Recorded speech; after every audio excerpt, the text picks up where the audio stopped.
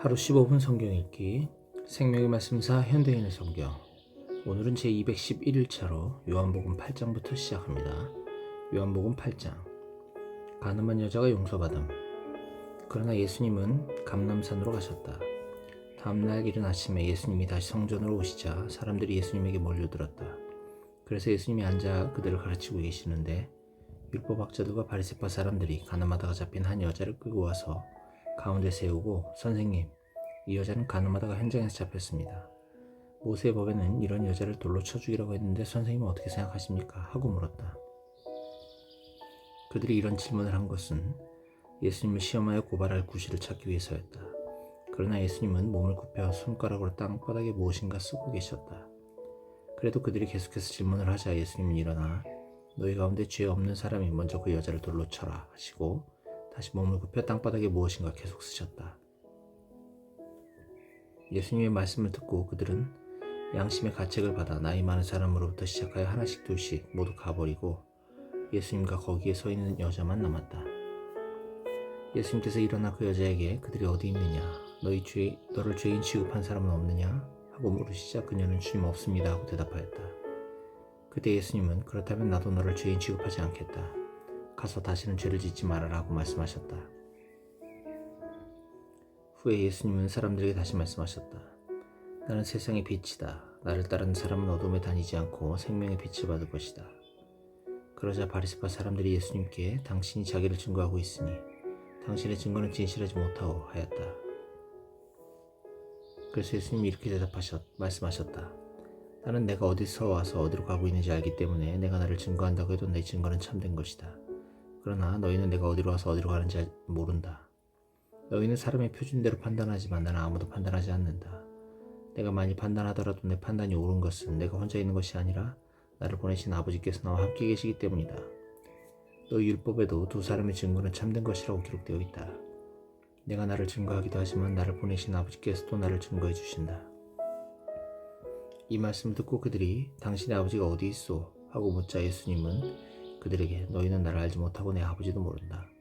만일 너희가 나를 알았다면 내 아버지도 알았을 것이다 하고 대답하셨다. 예수님은 성전에서 가르치실 때 헌금함 앞에서 이 말씀을 하셨으나 아직 그분의 때가 되지 않았으므로 예수님을 잡는 사람이 아무도 없었다.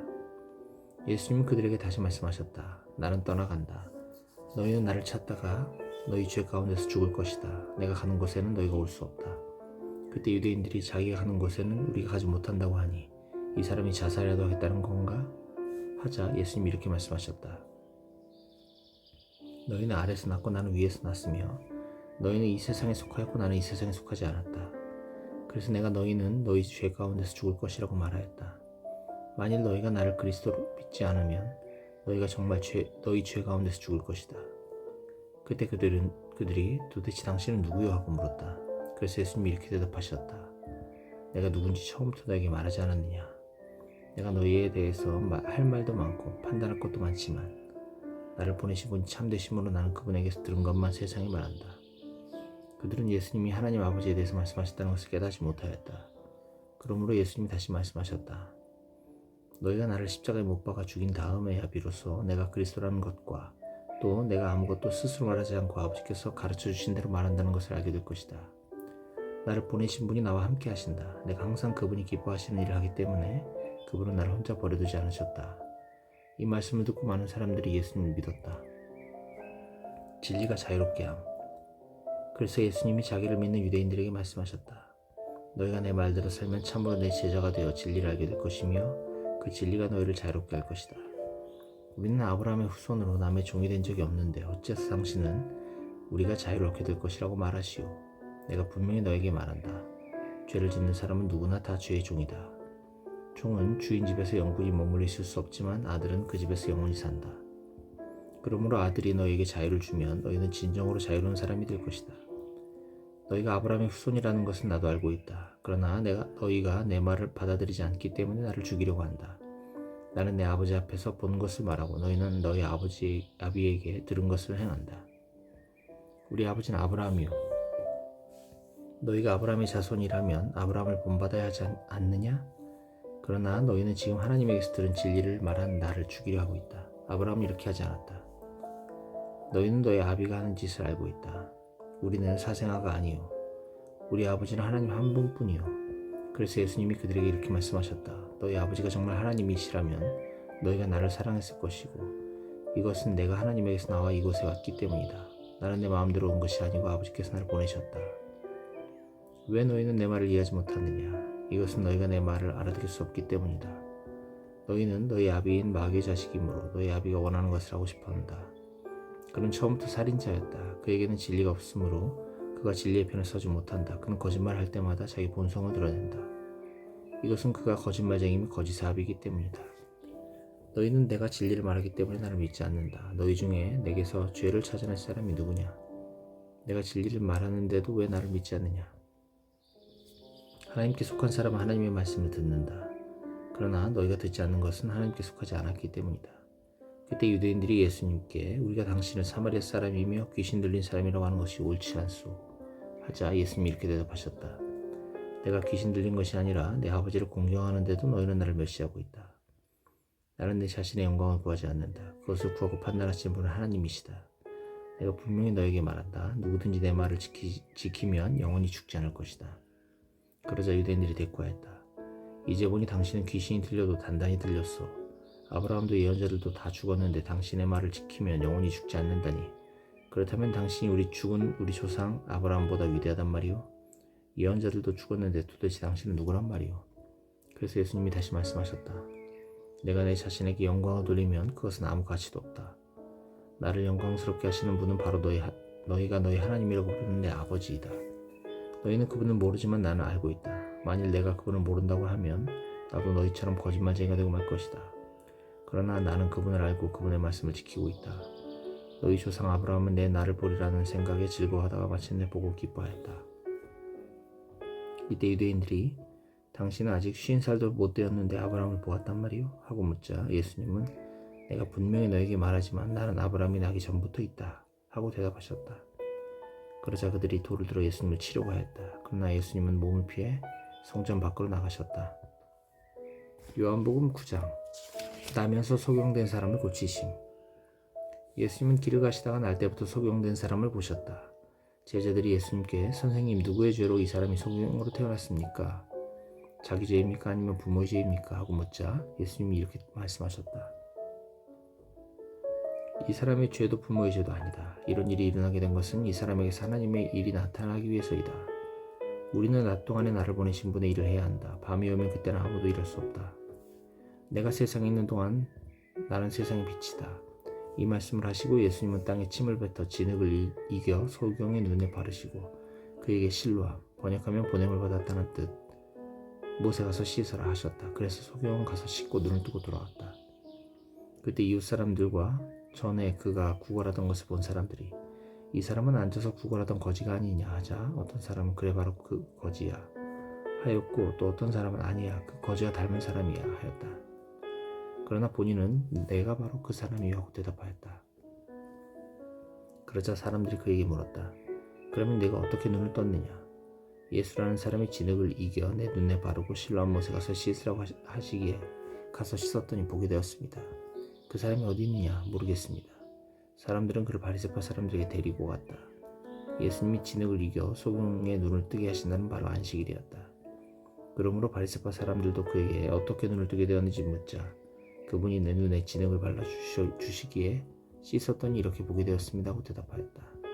바리새파 사람 중에 어떤 사람은 이 사람이 안식일을 지키지 않는 것으로 보아 하나님이 보내서 온 것은 아니요 하였고 또 어떤 사람은 죄인이 어떻게 이런 기적을 행할 수 있겠는가 하였다. 이렇게 서로 의견이 엇갈리자 그들은 소경되었던 사람이 다시 물었다.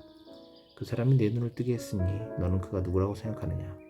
그때 그는 예언자라고 생각합니다 하고 대답하였다. 유대인들은 그가 소경으로 있다가 눈을 뜨게 된 것을 믿지 않고 그의 부모를 불러 이 사람이 날 때부터 소경이었다는 당신 아들이요? 그러면 어떻게 지금 보게 되었소? 하고 물었다. 그래서 그의 부모는 이렇게 대답하였다. 이 아이가 우리 아들이라는 것과 날 때부터 소경이었다는 것은 알고 있습니다만 어떻게 해서 지금 눈을 뜨게 되었는지 또 누가 눈을 뜨게 해줬는지는 모릅니다. 이 아이도 다 컸으니 직접 물어보십시오. 대답할 수 있을 것입니다.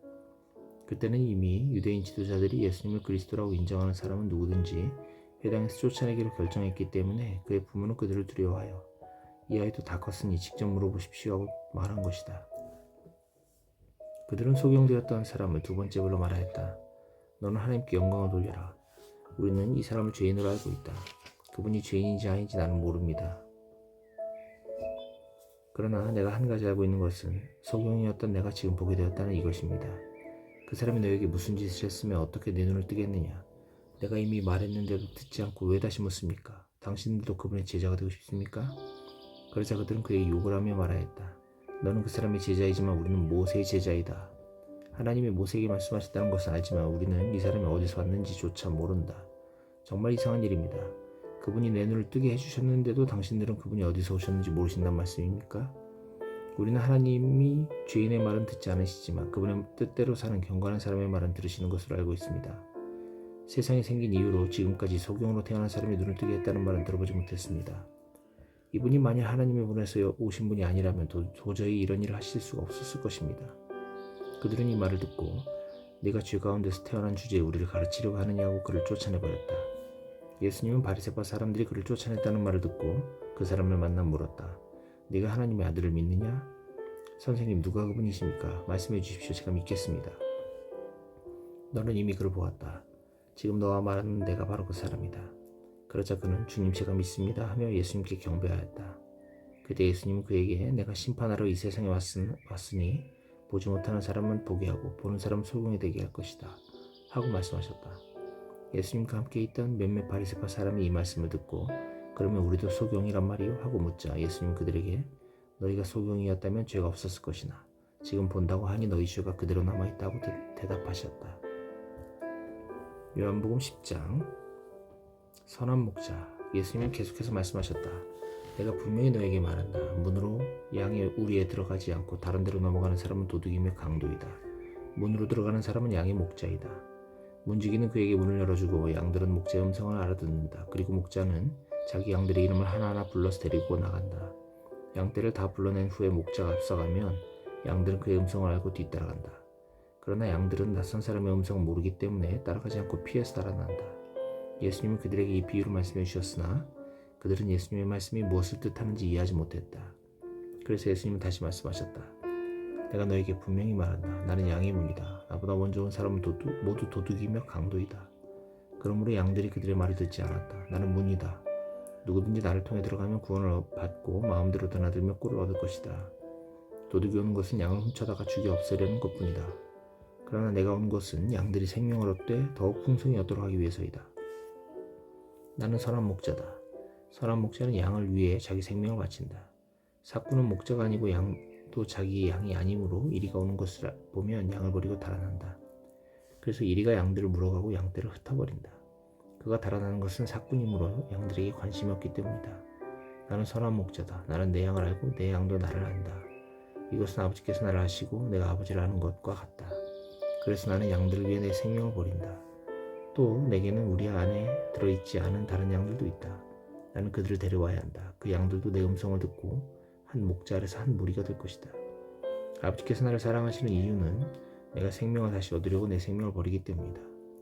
이 생명을 내게서 빼앗아갈 자는 없지만 내가 스스로 버린다. 나에게는 생명을 버릴 권한도 있고 다시 가질 권한도 있다. 이것은 내 아버지에게서 받은 특권이다. 이 말씀 때문에 유대인들 사이에 또 의견이 엇갈렸다. 그들 중 많은 사람이 그는 귀신 들려 미쳤는데 어째서 그 사람의 말을 듣고 있어? 하였고 또 어떤 사람들은 이것은 귀신 들린 사람의 말이 아니오. 귀신이 어떻게 소경의 눈을 뜨게 할 수 있겠소? 하였다.